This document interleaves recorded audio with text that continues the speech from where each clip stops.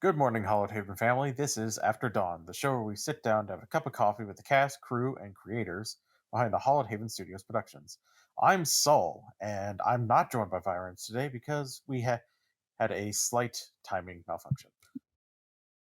We are going to be speaking today about Hunter Wayfarer Season 2, Episode 7, where after a really good morning for most of the Hunter's cell, waking up with a number of large, burly, Viking esque bikermen. Everyone came together to speak to the speaker, also known now as Loki, about how they were going to handle the various threats that were coming their way, about how they were preparing to ambush the kindred of the Linnaeus Society, Vincent Pendleton, and how they were going to use Loki's help to assist them with werewolves or the Second Inquisition. I personally think it was a really good episode. I really like seeing people preparing and planning, especially when it comes to hunting, because too many times I imagine that a lot of hunter games, people go in half cocked. I like seeing where everyone's coming together to figure out the best way to handle what's coming next. But in my opinion, it's not the only one that matters. We have two of our wonderful players here. We have Scott and Termite. Hello. Hello. Hello. So we're going to go ahead and start with the morning brew with a question that I think is on everyone's mind. Were you both expecting such a horny episode? No, Uh, not even a little bit. okay, good thing we're on the same page. Yeah, I was not expecting it. I was expecting a bit at the beginning. I wasn't expecting it to carry through the entire episode. Yeah, that shocked me. I was like, okay, so they got some biker men. Rosanna snuggled with someone, and then Isabel had a really good evening. And then you just kept rolling with it, with like the talking to Loki about the horse, and then talking to Ophelia, who was just very touchy feely. It was all about relationships. Is that what we're calling it? That's what we're calling it for now. I think the best part about it is that neither of you were the ones that were doing all the horny shit. No, not at all. So we're all just watching. It's like, why? Yeah, like so Piper and Arthur are the two that have people or stuff, right? Like, you know, it was like, okay, well, you guys have fun, I guess. You're unattached, you're young and unattached, go for it. Yeah, young and unattached. Piper's 24, my guy. She's also young. Yeah. She's just not unattached. Exactly. I said that's what I mean. Like Piper may be young but attached, right? So it's a slightly different situation. Yeah. Speaking of Piper, I have a question for Termite. What makes you keep rolling desperation when it keeps seeming to backfire on you? So here's the thing. I didn't roll any desperation this episode. It's true. Correct. But you have because I can't. Yeah. Because of what happened before. Despair is a thing in this game. I mean, big numbers. It's more true. Dice, bigger numbers, more things. You couldn't roll it this episode, so you peer pressured Aubrey to do it. True. Yeah. Fine. It didn't backfire at all. We're fine. Everything's fine. Listen. There's only so many times we get to use the desperation dice in, like, we have very specific situations. So it feels like weird not to use them in that specific situation that our character can use those dice. Especially because up until this point, like, there really hasn't been a chance for anybody but Piper to use them. Yeah, that's true. Been a lot more situations where the underground, Piper's underground, is it? Yes, Piper's underground. Where the underground can do it, because it's a lot more like subterfuge and such, as opposed to fighting, because none of you are really good at fighting. Except Arthur. Arthur's pretty decent. Yeah, it depends on the situation, because once again, there's specific situations in which his, like, powers come into play. Very true. You know. I have a personal question about how you two make characters. Do you more focus on the cool things that they're going to be doing or the hardships that you can put them through? Looking at you, Arthur. Oh, I funny story. No, I actually do. Oh, wow. Sorry, something in my throat suddenly. Um, I do actually focus on the cool things that I want them to do, but then I because I like role playing, I accept hardships, and so in the case of like Arthur, like BP was like, "Hey, who wants to have some negative traits to start off?" And I was like, "I accept." Um, because I was like, yeah, like okay. So the one aspect of Arthur's negative side that was part of me in the character creation was actually his drive. And there were lots of options for drives, but I chose atonement because I thought it matched with the backstory that I wanted to go with on him being in a cult and then leaving the cult, right? So that hardship led to when she was like, "Do you want some negative traits?" I was like, "Well, I'd have to accept them because Arthur would feel that it was his lot in life to atone for the mistakes that he made. So I will, of course, take your PTSD." And then she was like, "Have some existential dread with it." And I'm like, "Okay, yeah, that too."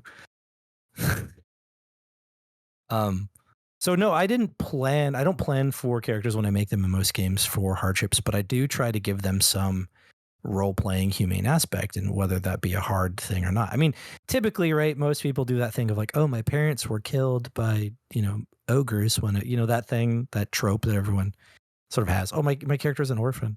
Yeah, everyone's doing this because someone close to them died. Yeah, I don't like going down that route, but I will do something like in Arthur's case, like, "Oh yeah, no, he was in a cult and his wife is still trapped there."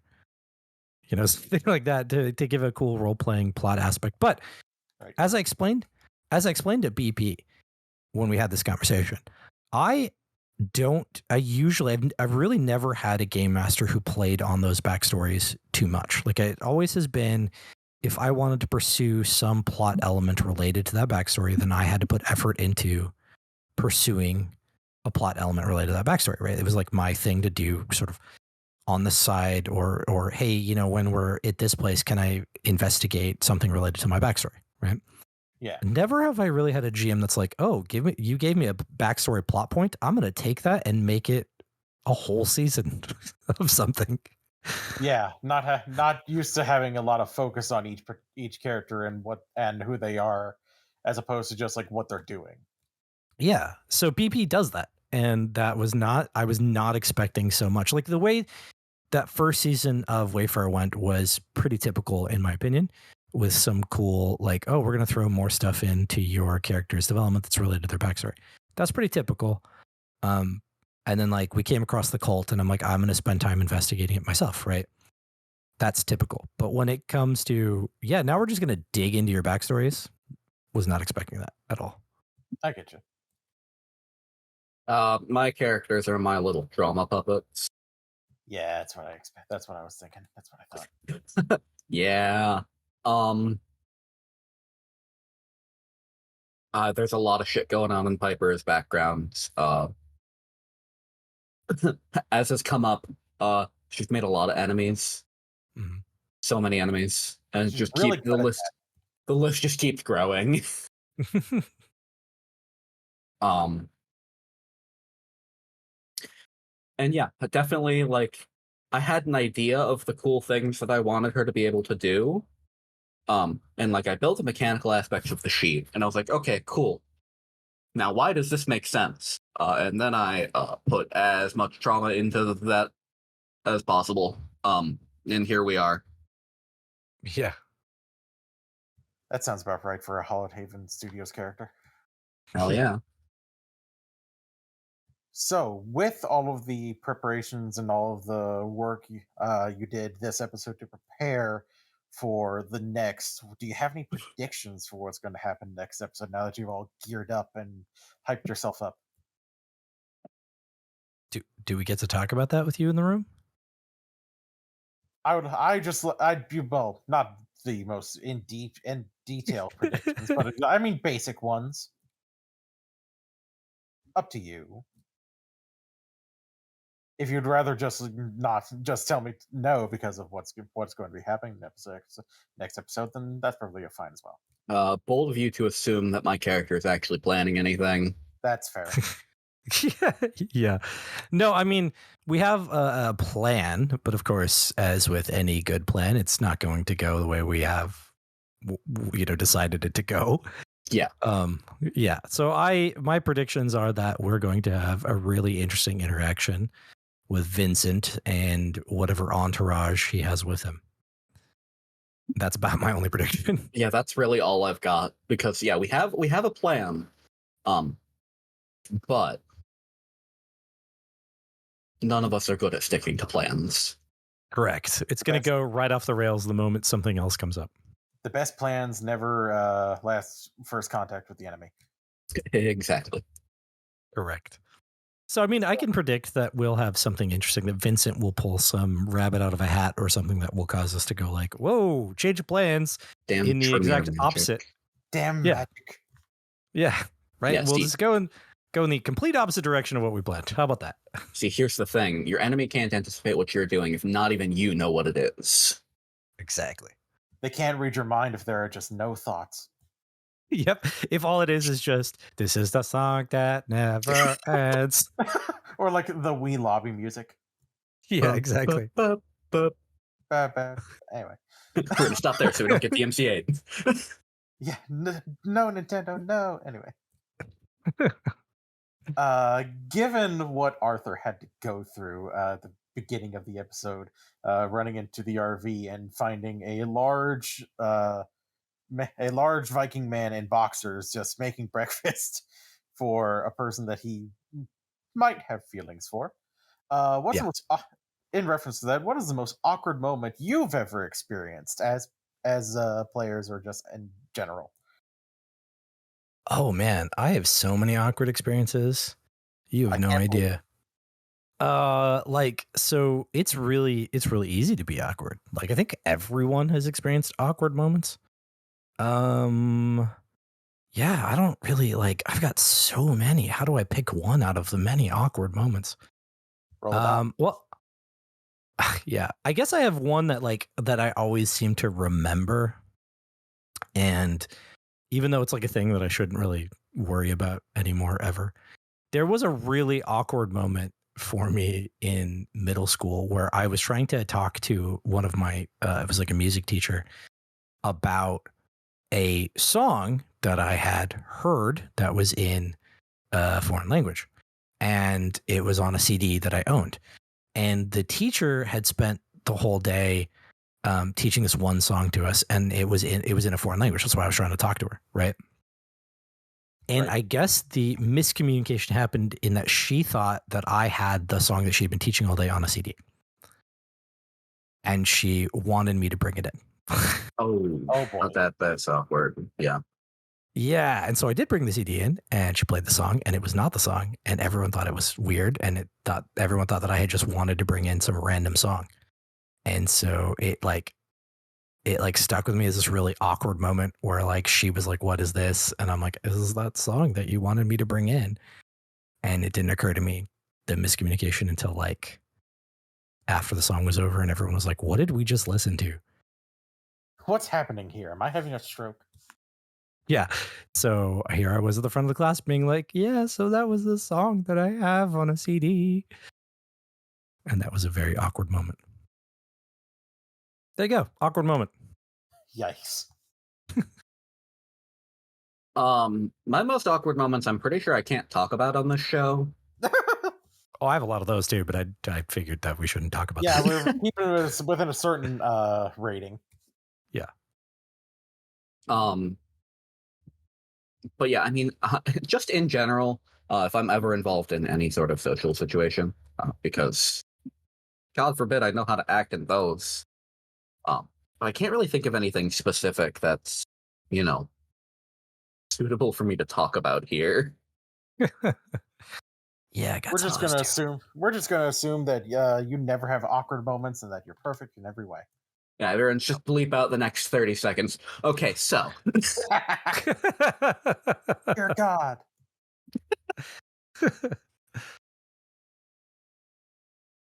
All right, so I think it is about time for us to go ahead and get to drinking our cups. I have a question that sort of is a hangover from the last episode. Sure. What do Piper and Arthur think of Loki's reveal? I saw that Termite, you had a bit of a reaction to realizing, oh wait, his name is Liam Key. God damn it! Yeah, I can explain that, but I'm gonna let Scott go first. So, all right. So I was like, oh, well, that makes a little bit of sense, but also not something I was expecting, right? It actually took me. So here's the thing. It actually took me about a half second longer than it should have to like catch on. And then it was like, wait, what? And then then I put it together, right? It was like when Overthinker was like, my middle name is Oswald, and then I was like Liam Oswald. Oh, son of a bitch! So I was like, right, I was behind everyone else when I the player realized what was going on. But I was like, oh, but then I was like thinking like, wait, how? And I was a little confused. But Arthur's mindset was, yeah, this is just another deception. And he still even thinks it's a deception. He's not entirely sure that this is actually Loki. Yeah, understandable, given all the lies he's had to deal with. Yep. He's like, nah. In fact, so we had a off-screen interaction between Arthur and Rosanna that I think we'll cover at the beginning of the next episode. And in that, Arthur laid out before Rosanna why he thinks this is a deception. But like, yeah, he thinks it's a deception. So he doesn't actually think. Arthur himself is not entirely convinced that it is actually Loki. Makes sense. Yeah.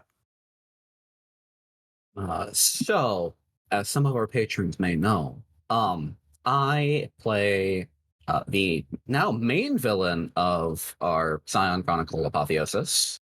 And while the first season was going, BP and I were talking a lot about, things that were going to happen, what's going on behind the scenes. And at one point it came up in discussion. She mentioned that Loki isn't in the Apotheosis world because he's in Wayfarer. Yep. And I'll be honest, I spent some time like trying to figure out, okay, who is he? And the reaction you're talking about is the point where I was like, wait, oh, you motherfucker. Because the first point I was like, oh, was when he was described as looking like a corpse that was pulled out of icy water and was suffering from hypothermia. Because, frost giant. Frost giant, yeah, exactly. Yeah. Your face on the stream very much reflected that. And then I was like, wait, Liam, motherfucker. Mm-hmm. Yeah. I watched the stream back over. Your face definitely makes that face. Oh, it absolutely does. I am fully aware. And it was mentioned in our little after the show behind the scenes stuff. But I in my journal for Wayfarer, I was like basically like, oh, great, yeah, cool, I remember things now. And I sent a DM to BP, which I think is what Solomon is talking about. That's just L key. Are you fucking kidding me? Yeah, it was that plus the whole facial expression of just realizing what the name. It's like, God damn it. Yep. Yeah, it took me, like I said, like a little bit longer. The best reactions are the ones where you realize, wait, I'm an idiot. Yep, that was it. I was like, son of a bitch. Got it. So since you have generally taken the speaker off of the list of threats because you're working with him, kind Most of He's us. off the side, at least, of the list. Yeah, he's not directly on the list. Yeah. Yep. What are your thoughts on who should actually be at the top of the list as like the most dangerous or the most pressing? Rosanna's sister, 100%. Yeah, I mean Rosanna's sister for sure. Um, that that's actually probably the next direct situation that any one of us I think is planning on dealing with. More than the werewolves? No, we're not worried about those guys. Yeah, as of right now, so far as we know, the werewolves don't know where we're at, and the werewolves aren't directly coming at us because of Loki. Correct. For now.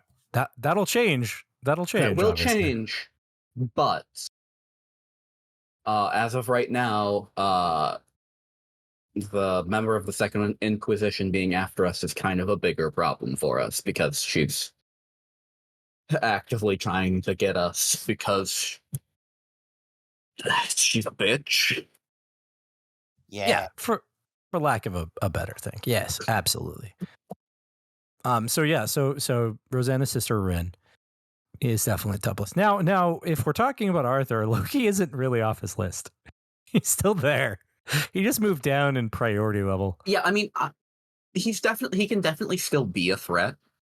Yeah. But he isn't at the moment a threat to us, and he's definitely not a high priority target.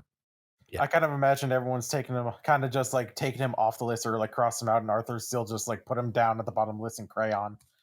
No. Arthur just moved him one rung down. He's just number 2 now. That's fair. That's very fair. Okay. And actually, number 1 is technically kind of open. And he's like, okay, well, I guess we'll deal with this Vincent guy. So he'll be number 1 priority, and then Rin, number 2. Because that's the thing is, that. I feel like we're only going after Vincent because we have like an easy way to get to him. Yeah. And because we have a deal and that, so like I think what it's actually, Loki isn't off the list. We've just decided to deal with Loki in a slightly different way to get him off the list, right? Like I think most of us, I can't speak for everybody, but I know that Arthur has only accepted this deal because it means getting rid of Loki, and I think if I understand, Piper's also on the same kind of page. Piper's kind of on the same page, yeah. Yeah. So Loki is still priority, but it's like, in order to achieve this objective, we have other objectives we have to achieve first. Yeah, for Piper, it's I can do this. One, she can do this without like having to actually kill anybody that doesn't fucking deserve it. Yeah. Gestures at the cult, the bad one, not the one that actually seems kind of decent, even from an outside perspective, which is a weird thing to say about a cult. Yeah. But also, like, yeah, it's getting rid of it. It's not as much of a monster as some of the other things because he does still have some sense of humanity. It seems, he at least acts like it, which is better than some things. Yeah, and that's where Arthur stands. Yeah. Yeah. Of like, okay, so we're getting rid of this, and it really isn't us going out of our way at all. Because that's why she didn't ask for anything in return. It's because this is the path of least resistance, it seems. Mm-hmm. So asking for something just complicates things further. Agreed. That makes sense. I mean, technically, you're correct. I was gonna say, technically, Arthur didn't really ask for anything either. He was just he was given an option. Yeah, Arthur was given something. Yeah. Something he doesn't necessarily want or believe he can have. That's actually an aspect we're going to play in the next couple of episodes. Fantastic. Yeah. Was there anything that you all would have wanted to ask Loki that you didn't get a chance to during the Game of Truth?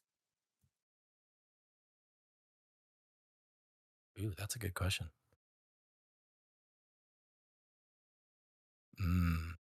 well. As a player, all of the questions that I had were asked by everyone. I guess I would have. No, I think like most of my questions that I had pending were asked by someone during the Game of Truth.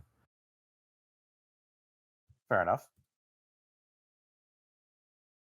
Yeah. Yeah, Well, same here. Yeah. And also like trying to think of Arthur and questions that Arthur would have asked that he didn't ask. There's not Arthur and I have two different levels of knowledge. You know, the out of character knowledge. I have a lot more out of character knowledge than Arthur does. So like some of the questions that were asked were not even questions that Arthur would have thought of. But I as a player thought of them. That makes sense. Yeah.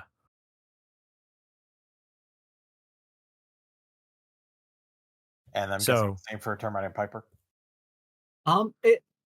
It's more. I think in terms of knowledge, Piper has a pretty good understanding of what's going on. But yeah, there were very, very much like all the questions that I wanted to have asked were asked and answered. So there wasn't really much else to ask. Aside from the horse thing, which came up later. Yeah, that wasn't a thing to come up during the Game of Truth. That would be a waste of question. Yeah, it would. But unless we literally had nothing else to talk about. Yeah. Right. But you had to ask about it. You can't Had just to ask about the horse. Not expect to ask about the horse. Gotta ask why Loki bottomed for a horse.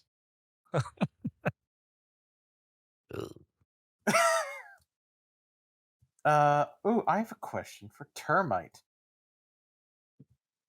Were you expecting Piper to be made as a sort of like a magical like blank space? Or oh god, not even a little bit.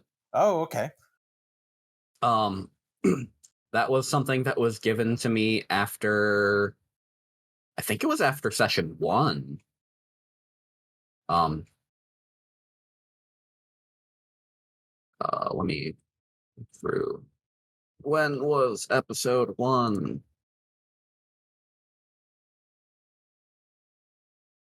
I vaguely remember it being something like that. Both Aubrey and maybe it was 2. I'm not sure. But both of you got something in episode 1. I think it was you that got it in 1, and Aubrey got it in 2. Yeah, I got mine like just before episode 2. Yeah. Like just before episode 2 was fucking words. But yeah, it was shortly after episode 1 that BP popped into my journal and was like, "Hey, here, have a merit."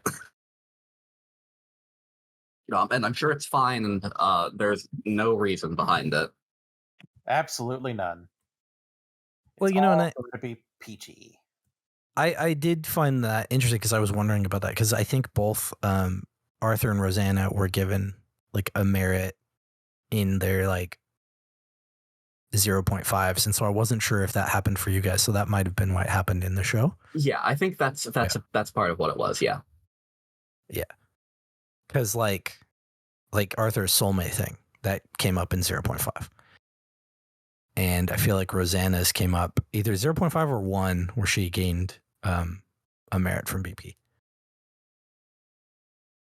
Fun times. Yeah. Still waiting on BP to give me a flaw, but yeah, what's up with that? Why does Arthur have 3 flaws that I can't get rid of? I mean, you can get rid of them. No, I can't. I asked her. Oh, that's great. Well, get fucked, I guess. No, I mean I can. So I can. I just have to put a lot of effort into it. Yeah, that's because that's what it is. It's what I'm saying. Like, yeah, you can get rid of it. It's just not easy. Yeah, no, I can't do it quickly. I'm gonna have to like focus on character development for that, getting rid of those flaws, which is fine. To be fair, I think that's the same situation with Isabel's fun new flaw that she got. Yep, I believe that is the case. Hopefully going to resolve next episode, but hopefully we'll find out. Yeah, I think that in Arthur's case, some of his flaws will go away. So like I'm pretty sure the existential dread and or the despised by the cult will go away when we take care of the Loki situation. Yeah, I imagine despised by the cult will go away because, you know, he's kind of in Yeah. charge of it. Yeah, so that will obviously go away. So that's a story based change. I think the existential dread may or may not, depending on how it's tied, because it's tied to the speaker directly, but it may Yeah. not be. Yeah, Like, he has it because of the speaker, but, like, right. the speaker doesn't need to be present for it to keep existing, kind of thing. Correct. Exactly. Maybe Piper's flaw is kind of actually tied in with her merit, because sure, she turns off magic, but you all keep working with a lot of people with No, magic. actually, don't I like think it. I have an idea of what. So it might not be like a flaw that I get given. Mhm. I'm not sure if I've talked about it, but Piper does have a dark secret flaw, Ooh. which is almost certainly, especially if the whole situation with us going after Rin keeps happening, and they tell Melanie about all of Piper's shit that she's been into, will turn into an infamy flaw. Interesting. Like a high level infamy flaw. Because, Yeah, sometimes you end up on a watch list and get branded a domestic terrorist for doing things. for sure. Occasionally. Just a little bit. We do a little bit of trolling. So that tracks. That tracks. That there's like a second flaw just waiting for a Yeah. certain situation to happen. Yeah, that tracks. Yep, makes sense. So I have a question that I think might have been on several minds when it came time for Arthur to meet again with Katie Lynn. Uh-huh. What was his best case scenario there? What was he really thinking was going to happen, given things developing with Rosanna and then going back to his wife? So this question was actually posed in the off camera discussion with Arthur and Rosanna that I said I think we're gonna like cover in like a synopsis at the beginning of the next episode. But Arthur really didn't have a plan. He didn't. Arthur's only focus was rescuing Katie Lynn, and he wasn't really considering what to do with her after that. And so thinking of things like the developing feelings and situation with Rosanna, and or what happens when Katie Lynn is no longer part of her support network anymore, those were not things on Arthur's mind, period. He was only thinking, must save soulmate, the end. So yeah, no plan, no idea, no real approach. And also, as I kind of mentioned, I was thinking in a different way than I should have been for the particular situation with Arthur and Katie Lynn. So, we've adapted that a little bit. But yeah, no, Arthur had no real way to approach it. He wasn't really thinking about how that might go down. He was only thinking up until like I said, Arthur still thinks this is a deception. He doesn't really trust Loki. So even now, he suspects that there's still something up, and he hasn't fully relaxed on the idea that Katie Lynn is safe. So even now, he's still not entirely convinced that he can like let go and focus on that, because he's still not entirely sure she's safe. So he has no plan. He's still just trying to save Katie Lynn. Fair enough.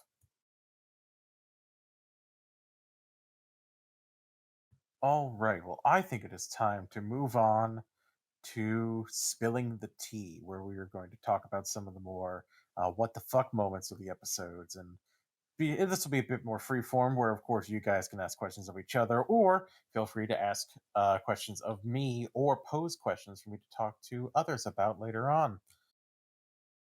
We're going to go ahead and start with the more obvious question for Scott. Does Arthur No. still have feelings for Rosanna, and is he planning on acting on them, or does he just want her to be happy? Yes. No, to Oh, clarify, to clarify, yes. So Arthur has realized, and this is actually come up in both his journal and in that off-camera thing. Arthur has realized that he actually does have feelings for Rosanna, and he was not expecting them.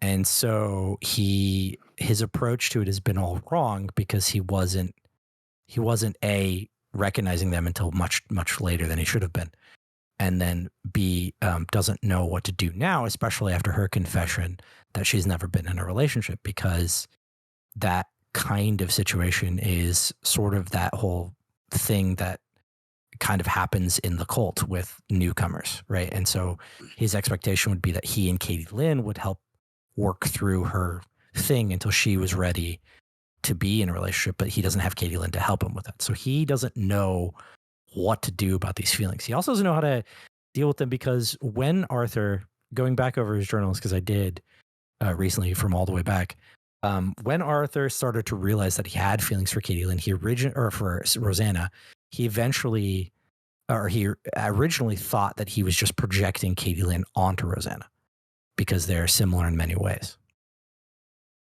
And so initially he thought that this was just him projecting his feelings for his soulmate onto the member of his cell, and he needed to calm that shit down. But then Rosanna started reciprocating those feelings, and that's where he got screwed up.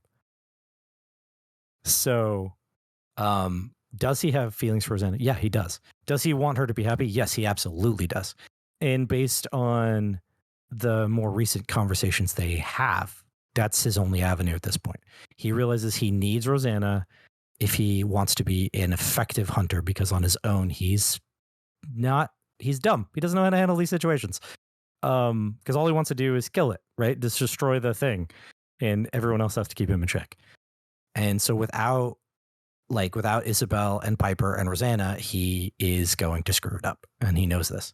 And so he needs Rosanna to be around him. So if that means that they just have to be friends and she's happy, then that's the path that he's going to go down. She made it kind of clear that that was kind of what the deal was. So he's certainly put himself in check and has this feeling now that that is what he's supposed to be doing, is just be her friend and make sure she's happy.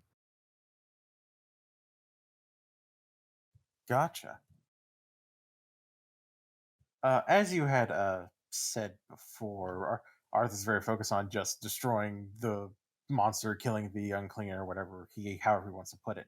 After talking to Ophelia and getting to actually know, or well, chat with a few of the supernaturals, what is his stance still very as adamant, or is he maybe loosening up about it? And same with Piper, because I remember I had spoken to Termite before about how Piper very much despises kindred, but Ophelia and some of the other people have been talking about how some are better than others. So his perspective on Ophelia is that she might be a useful tool for them to take down Loki. Yikes. That Gross. was exactly what his journal entry was about her. And BP actually read that to some people because she was like, Jesus Christ, Arthur is insane. I'm like, yeah. So yeah, he does not. This is the one running theme that keeps me thinking like Arthur. Arthur's perspective is that, like, so he's like had to realize that he was in the thing he was most faithful toward, the speaker, right? In this religion that he was really most faithful toward, was a lie. It was a deception. And he now he's carving his own like path on like what faithfulness means. And so for him, his very like solidly drawn line is supernatural equals bad. Okay. Right. And that's Including Rosanna. Yes, actually, you should see the number of journal entries that I have of him being like, do I need to kill her? He also thinks that he might also be pushing the line himself. and I think I mentioned this in another After Dawn episode, where Arthur's not entirely sure he doesn't have to destroy himself at some point. And so he was in the previous season, he was expecting that Zephyr would be the one who had to destroy them all because they were all going too far over, because he didn't know what was going on with Zephyr, because out of character knowledge is not in character knowledge. So Arthur was expecting that Zephyr was going to have to kill, that he might have to destroy Rosanna and or Victoria, and that Zephyr would have to destroy him. And if he couldn't destroy the other two, which he was thinking he wouldn't be able to destroy Rosanna because he cares too much about her, that Zephyr would probably have to destroy both of them. And that's his thought process. That's his like entire thought process. All supernatural is bad MK, which is why he needs balancing factors like Rosanna and Piper and Isabel to tell him that is not the case. So with the case of Ophelia, he legitimately was like, okay, so Loki, if he may actually have feelings for this person, which means that we might be able to use her if it turns out that our deal is flawed. And we need to turn the tables back in our favor somehow. And that was basically his whole journal entry about that. He's not thinking of her as a person or as like anything. He's just thinking of her as another thing that is not natural but could be useful. Jesus There you go. Christ, man. Yeah, Arthur is not so great. Jesus Christ. I had to tell someone. I was actually was approached by Clara because she had some questions, and I was like, in order to think like Arthur, I literally have to think of the exact opposite that I would do, and that's how I have to portray Arthur in order to do him right. I kind of imagine like the meme where it's like choosing the evil option in the game. It just shows like a guy who's just like really pained trying to pull the trigger on it. Yeah, like I don't want to, I am going like, Arthur, man, you're going down a really bad path, but that is like it's the way that I latch on to Arthur's thought process. It's the path that makes sense, so you gotta roll down it even though you hate it. Yep. I'm like, this is going to end badly for everyone, but it's Arthur's plan. It's just how Arthur be.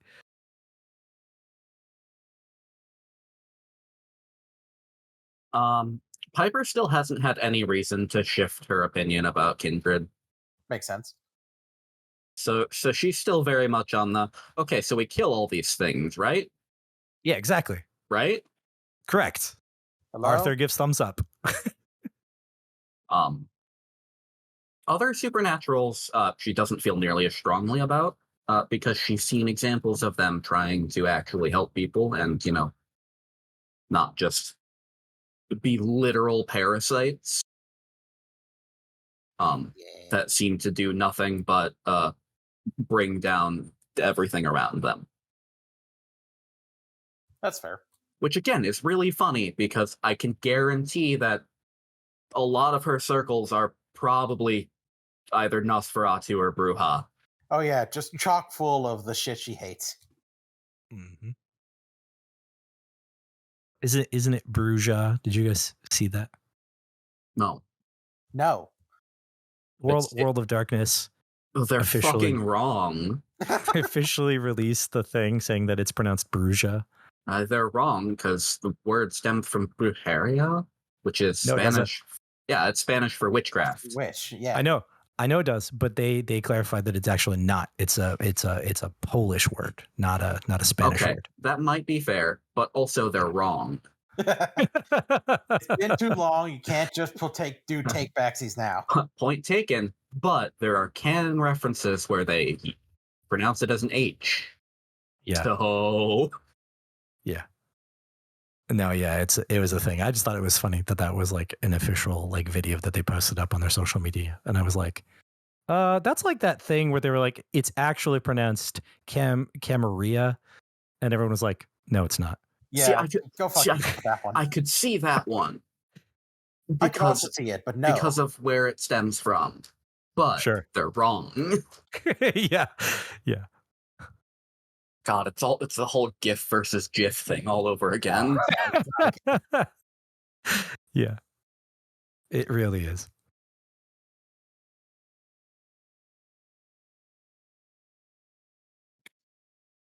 I actually have a question for Scott. Okay. Does Arthur really blame Piper for what happened the previous night? Yes. Oof. See, Arthur's plan was just to stay inside the house and let Rosanna have her space that she wanted and asked for. Yes, but she's also made it clear that's Arthur, you dense motherfucker. Yeah. Also, here's the thing. Piper said go talk to her. Piper didn't say go talk to her and stumble over every fucking step. Yeah, because No, Piper's assumption was he was gonna go out there, and especially when Rosanna was like, "I just need a friend," that Arthur was gonna offer to fucking talk to her. I mean, yeah, but so there were some reasons why he couldn't, I mean, and absolutely. yeah. Yeah. So yeah, no, she asked for space, so he was going to give her space. And that was his plan. And then Piper was like, no. And then the next morning she was like, yeah, go get coffee. And so that second interaction was also Piper's fault.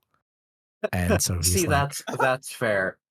Also, so I out of character will take the blame for that because BP messaged me and was like, "Tell him to go out in the fucking van." Do it. well, so that actually leads me to a whole thing where that leads to a misunderstanding between what I think Arthur is and what other people think Arthur is. Arthur wasn't jealous in that situation. He was awkward, but not jealous. Oh no, I don't And think he was jealous. I think he No. was like yeah, Piper but thinks he was jealous. right. But it also seems like a lot of the chat and some of the SPCs thought he was jealous, but I was like, no, he actually wasn't, like at all. Like at all, because of the base assumptions that I had for how things worked in the cult and stuff. So he wasn't at all jealous. So like that interaction was just, okay, I just want to get the coffee and not be in the way. And it turned into like a weird interaction that I, as a player, was going like, why is this being so weird? Arthur's just trying to get the coffee and get the hell out of there. Leave them alone. So I had a weird disconnect between what was happening and what like I was trying to do. Like Arthur was like, oh, sorry, didn't mean to interrupt. Just get the coffee and get out of there. But it turned into like a much longer, more awkward situation, which is fine. I rolled with it. But I as a player was kind of disconnected as to why this was continuing so weirdly.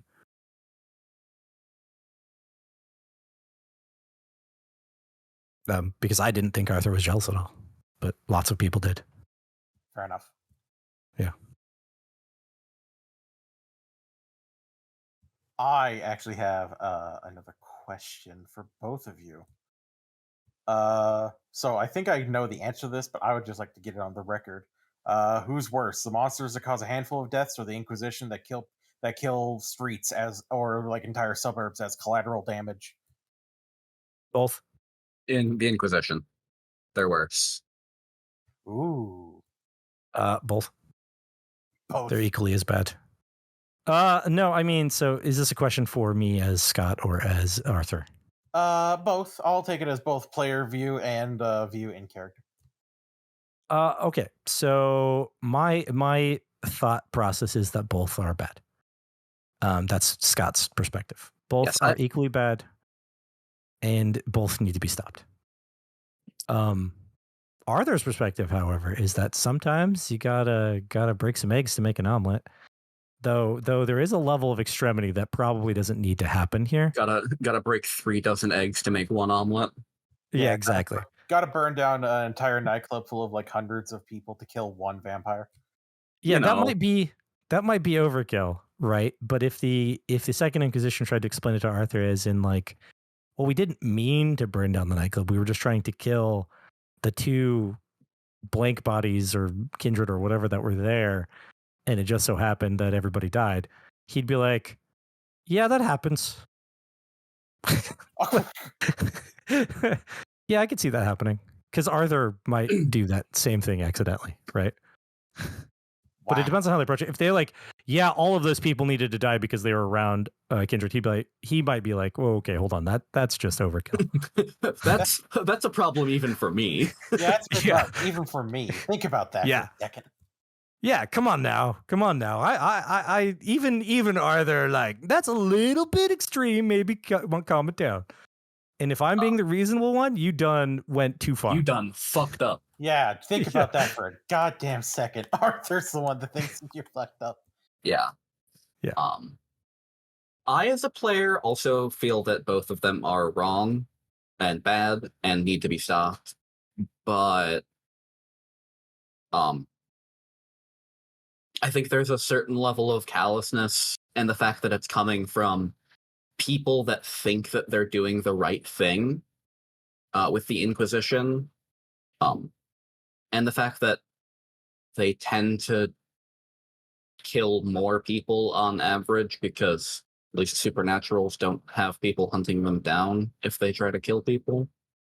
I think makes them a bit worse to me, but not by much. Mm-hmm. Understandable.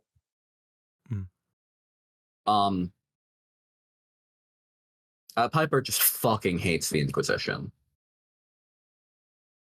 For a number of reasons, not the least of which is, as I mentioned, them thinking they're doing the right thing, or at least claiming that they're doing the right thing, but doing it for very selfish reasons. Yeah. So, in that note, like, Arthur has absolutely no feelings toward the organizations, other than, well, are you actually doing things, or are you just a big bureaucracy, right? That's his real only feeling. Other than that, he doesn't really care about the organizations one way or the other. However, there's like, if you claim to be doing the right thing, but you're actually not, then that is wrong, because the one clarifying factor for Arthur is that it's what you do that makes you bad. And so if what they do is exactly. we're helping a bunch of people, so let's murder them, then he'd be like, no, that's not how you help them at all. Yeah, it's so funny to me that there's this rivalry going on between Piper and Arthur, because they feel very similarly about a lot of things. Mm-hmm. Yeah. Well, I think that it's probably because it probably stems from a little bit of Arthur's indecisiveness and Piper's impatience, right? Yeah. That's, I totally understand why there's this rivalry. I just think it's really funny. Yeah. Like, if they were actually to sit down and talk it out, they might actually be like, oh, I guess we're on the same page. But like, yeah, it's because of that difference that creates the friction. Yep.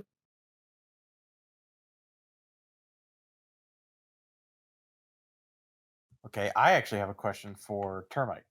Okay.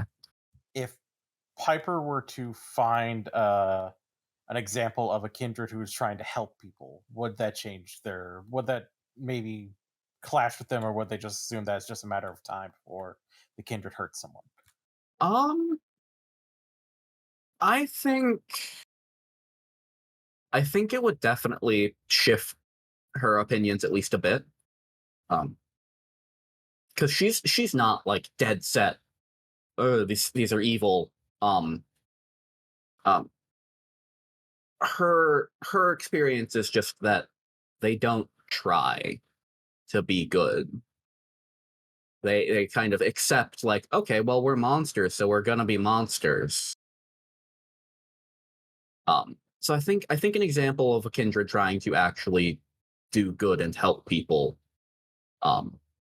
would shift her worldview a bit. It just might take a bit for it to, spread beyond just that one. Of course.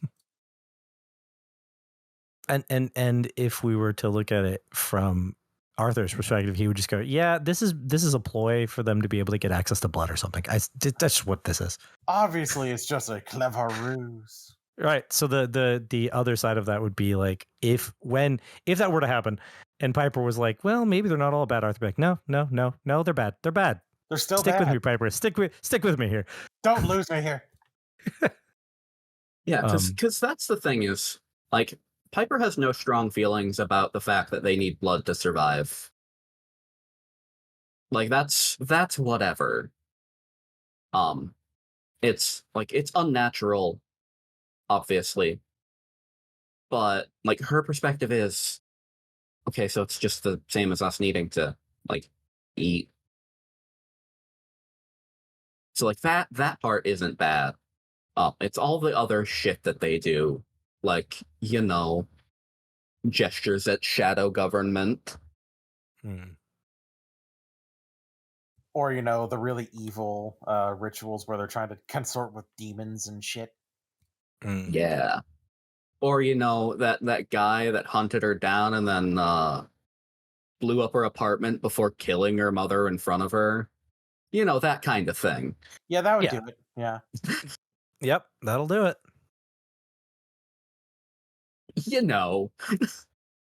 As happens. Just as like a random example that isn't relatable to any of the player characters at all. Totally not. Like I said, drama puppet. Drama puppet. Drama puppet. Are there any other questions that you have for each other or for me?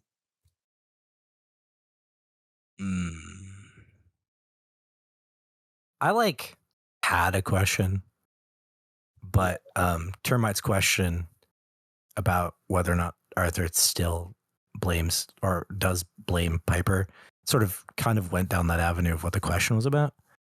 Because I think we kind of covered that on that one. I don't know. I thought I had one, but it kind of went away with that question. Okay, because if it's gone, that's fair. Feel free to ask it, and I can absolutely clarify or elaborate if you'd like. No, because I think you explained, because my question was going to be along the lines of like, why did Piper? But you explained. Okay. Yeah. Yep. Yeah.